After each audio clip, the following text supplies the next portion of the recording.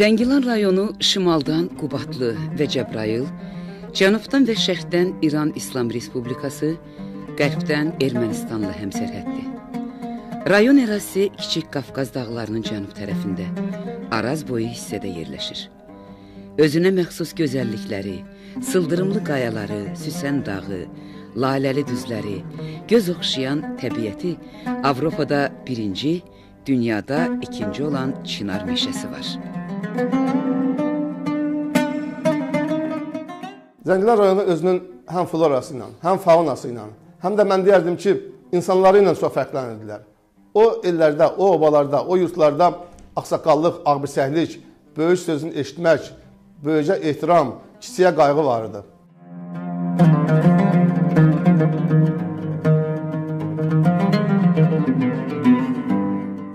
Zəngilan məndən ötəri əvəz olmaz bir diyarda.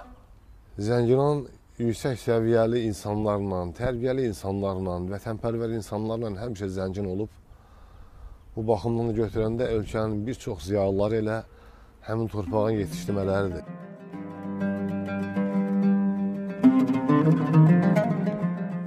Zəngilan Respublikamızın qədim yaşayış məskənlərindəndir. Zəngilanın bir neçə kilometrliyində yerləşən qədim Şəhri Şərifan şəhərində aparılan arxeoloji qazıntılar zamanı bu bir daha sübut olundu. Bildiyiniz kimi, eyni zamanda çox qədim bir türbə də var idi Zəngilanda. Həmin o türbə ilə, Məmmədbəyli kəndində yerləşən o türbə ilə Şəhri Şərifan şəhərin arasında yeraltı keçid olmuşdu. Çox qəribədir ki, yeraltı keçidin üstündən çay keçirdi, Bərgüşat çayı keçirdi. Bütün bunlar hamısı göstərirdi ki, keçmiş həm də bir mədəniyyət mərkəzi olmuşdu. İpək yolunun üstündə yerləşən tarixi torpağımızda çox zaman-zaman savadlı, elmli insanlar yaşayıblar. Rayon ərazisində yaşı yaddaşı 150-200 min il əvvələ gedən Mezozoy erası ilə bağlı sistlər, bir çox yerlərdə çökmə və vulkan mənşəli süxurlar geniş yayılıb.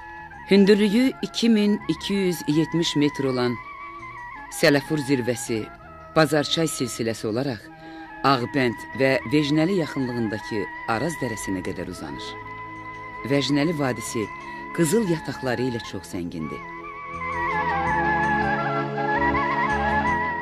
Adını çəkdiyim və çəkmədiyim rayonlar, yəni Meğri, Kafan, Kacaran, Sisiyan, Zəngilan, Qubadlı, bax bu ərazilər, Laçın, bu ərazilər böyük bir elin, Zəngəzur elinin ehtiva edən, Zəngəzuru birləşdirən torpaqların tərkib hissəsidir. Zəngilan da həmin o böyük bir mahalın, böyük bir demək qəzanın bir parçasıdır.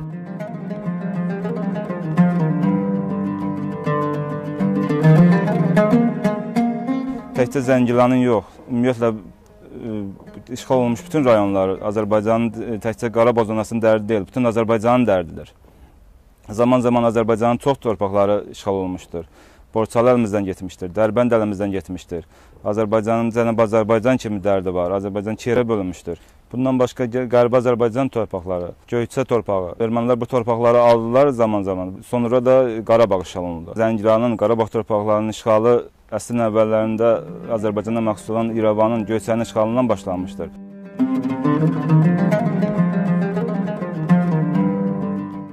Mən Zəngilan rayonunun Bartas kəndindənəm.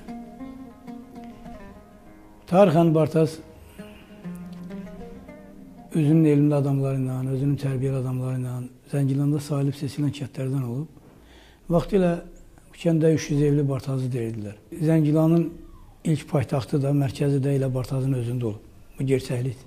Və sonradan zaman məkan elə oldu ki, Bartaz bir elm ocağı olaraq, mərkəz olaraq ətraf kəndlərdən, hətta Meğri rayonundan, onun ətrafındakı kəndlərdən bu məktəbə oxumağa gəlirdilər.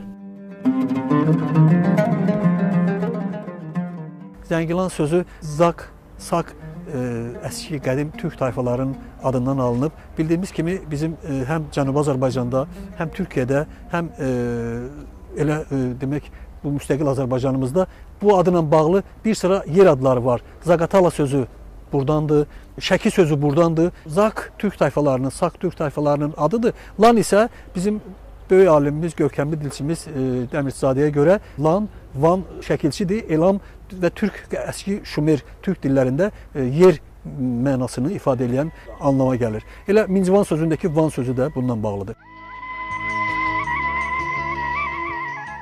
Rayonun təbii şəraiti, mürəkkəb relyefi özünə məxsus iqlimini yaradıb.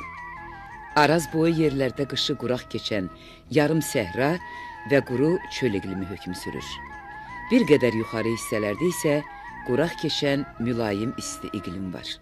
Qıcqoy və sürətli dağ çayları olan Həkəri, Oxçu, Bəsit öz başlanğıcını yüksək dağ zirvələrindən götürsə də, bulanıq Araz sularında öz ömrünü başa vurur. Qədim yaşayış məskənlərindən olan Bartas, Sobu, Dəlləkli, Məmmədbəyli obaları Araz boyu durna qatarı kimi uzanır.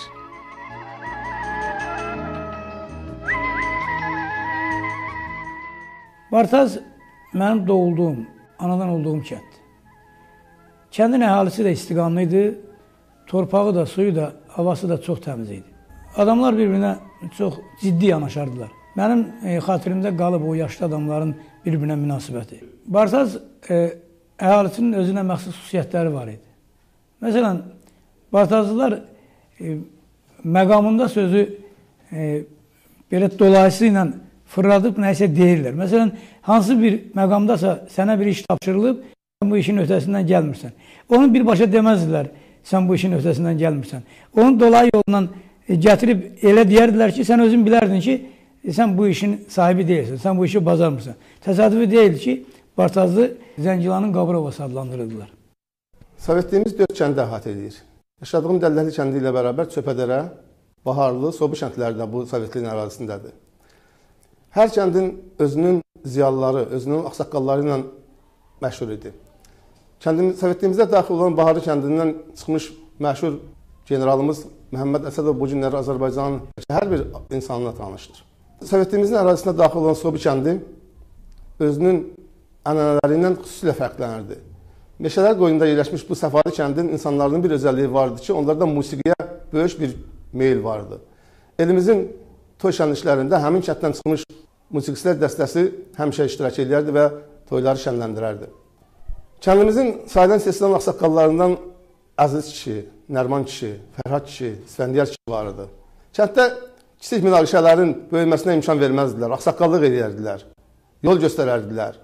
Toylarda onları qabağa salardılar, məsləhəti onlardan alardılar. Uzun illər Əziz kişinin bir ifadəsi vardı, mən bunu demək istəyirəm burada. O deyirdi ki, nə qədər ki, mən bu kənddəyəm, bu kəndə o vaxt milis deyirdilər, milis ayağı dəyməyəcək. Bu kəndin milisi də mənəm, prokuroru da mənəm, məhkəməsi də mənəm. Hər şeyi sülhlə həll edirdilər. Bir yol qanad açıb quşa dönərəm. Sizin qoynunuza uçaram, dağlar. Dil bilməz ərköyün uşağa dönüb, dərədən təpiyə qaçaram, dağlar. Neyliyim? Əlimdən nə gələsidir? İşliyim qəriblik piyaləsidir. Hörmüçək torudu, qurd tələsidir. Qalmışam əlində, naçaram dağlar. Yuxumda görürəm mən dönə-dönə. Qismət olacaqmı, kim bilir yenə. Gör neçə vaxtdır ki, həsrətəm sənə. Varmı mənim kimi biçarə dağlar? Həmişə olmusan aranlı, dağlı. İndi dolanırsan yolları bağlı, görsən dağsız qalıb bu Səlimoğlu, dünyadan nisgilli köçərəm, dağlar. Azərbaycanın görməli yerlərinə səyahətə gedəndə, baxmağa gedəndə çalışıram ki, orada nəsə Zəngilana oxşar bir şey tapım, Məmmədbəyliyə oxşar bir şey tapım. Oradan götürdüyüm hətta bir balaca mamırı da, bir yovşanı da az qalıram, gözümə təpəm, ürəyimə sıxam ki, orada haradasa vətənin, yurdun, yuvanın bir iyisini ala bilirəm. Kimdir qeyrətini çəkən, ağlayıb, göz yaşı tökən, qəriblikdə qalan vətən, Məmmədbəyli, Qoşa çinarın sındı mı? Axar suların dondu mu? Həkəri çayı qandı mı? Məmmədbəyli deyiblər boşalan dolmaz, keçər dövran, belə qalmaz heç, məndən də oğul olmaz. Məmmədbəyli. Zəngilanda, Laçında, Qubadlıda, bax bu ərazidə yaşayıb yaradan Sarı Aşığın çox lətif bayatıları var ki, bu bayatlarda Zəngilanın yer adları demək özünü bugün də saxlamaqdadır. Zəngilanın Bürünlü kəndinə aid bir bayatısı var. Əzizim Bürün dağa, sən də gəl Bürün dağa. Necəsən bir ah çəkim, o tuta Bürün dağa. Sarı Aşıqdan başqa mən Zəngilanda yaşayıb yaratmış, adı hətta Zəngilanı özünün soyadında bir təxəllüs kimi götürmüş Məhəmməd bəy Aşıq Cavanşir Zəngilanın adını qeyd etmək istərdim ki, mən bu haqda kitabda yazmışam. Azərbaycan Dövlət Televiziya Verişləri şirkətində Aşıqlar adlı sənətli filmdə çəkilibdir. Məhəmməd bəy Aşığın oğlu Əbdülsəməd bəy Aşıq Zəngilani, onun oğlu Xosrov Cavanşirov, bunlar hamısı sənət adamları olublar, şeirlə, ədəbiyyatla məşğul olublar, məktəbdarlıqla məşğul olublar. Zəngilanda ilk məktəbi, ilk apteki bax bu adını çəkdiyim adamlar açıblar.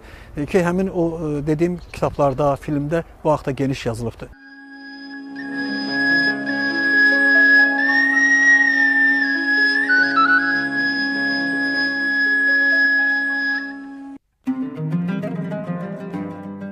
Zəngilanlılar da başqa qaçqın rayonlarımız kimi Azərbaycanın hər yerinə səpələniblər. Cəbrayıl Şıxəliyev Bakıda qaçqın şəhərciyində yaşayır. 4 saylı Zəngilan məktəbinə rəhbərlik eləyir. Özü də ömürgün yoldaşı Cahan xanım da tərəqqi medalına layiq görülüb. Oktyabr İskəndərov əməkdar müəllimdir. 4 saylı Zəngilan məktəbində çalışırlar. 2009-cu ildə ölkə prezidentinin iştirakı ilə bu yeni tipli məktəbin açılışı oldu. Müasir tələblərə cavan verən idman zalı, kompüter otağı, fən kabinələri var. Qaçqın və məcburi köçkünlərlə iş üzrə Dövlət Komitəsinin vəsaiti hesabına inşa olundu. Zəngilanlı qaçqın uşaqlar təhsil alır bu məktəbdə. Səməd Behrəngi adına Bartaz dayanacağı kənd orta məktəbinin varisidir. O anlar mənim gözümün qabağındadır. Amma şükürlər olsun biz Araz çayını keçdik və Bakıda məskunlaşdıq. 93-cü ilin noyabr ayında mən Bakıya gəldim. Binəqədi rayonunda məskunlaşdım. Elə o andaca mənim birinci amalım oldu ki, nəsə məktəb açmaq lazımdır. Sağ olsunlar, mən böyük minnətdarlıq hissi ilə mənə arxa duran, mənim sözümü eşidən o adamları mən adını çəkmək istəyirəm. Məhəmməd müəllimin şəxsi təşəbbüsü ilə, köməyi ilə və biz Binəqədi rayonunda bir məktəb açdıq.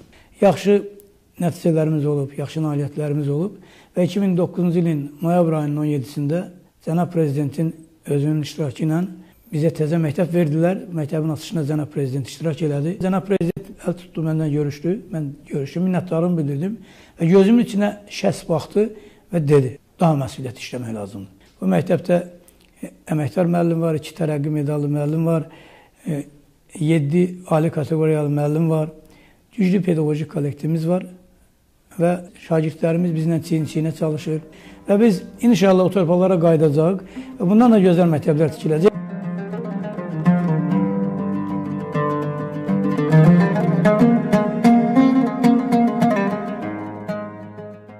Araz qırağı obalarda yaşayan yurttaşların Zəngilanın işğalına qədər Araz dərdi var idi. Çayın o üzündəki qardaş bacılarının həsrəti bir ağrı kimi başları üstündən asılmışdı. İndi isə o ağrının üstünə doğma yurd ağrısı da əlavə olunub. İndi nə Araz qırağı var, nə 100 illərlə məskunlaşdığı obalar, nə də günahsız çayın bulanıq suları üstündən o taya həsrətlə baxa bilirlər. Bütün Azərbaycana səpələniblər Zəngilanlılar. Hamısı da